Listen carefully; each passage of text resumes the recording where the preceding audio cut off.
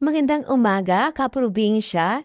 Narito po tayo ngayon sa bayan ng Santa Magdalena para bisitahin itong Buntay Hills. Para po sa nagtatanong, nilahad ko lamang po ito mula sa main road papunta dito sa Buntay Hills. Ayan po, kapag maganda pong panahon, makikita niyo po ang mga kabundukan, lalo na po yung Mount Bulusan na kapalibot dito.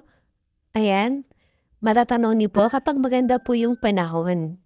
Yan po, pakiusap lamang po sa mga pumupunta po at bumibisita rito na itapon po sa tamang basurahan ang ating mga basura. Yan po, libre lamang po sa ngayon, kaya punta po kayo dito at sana po mahalin po ninyo ang kalikasan. Maraming salamat at hanggang sa muli mga kaprobinsya.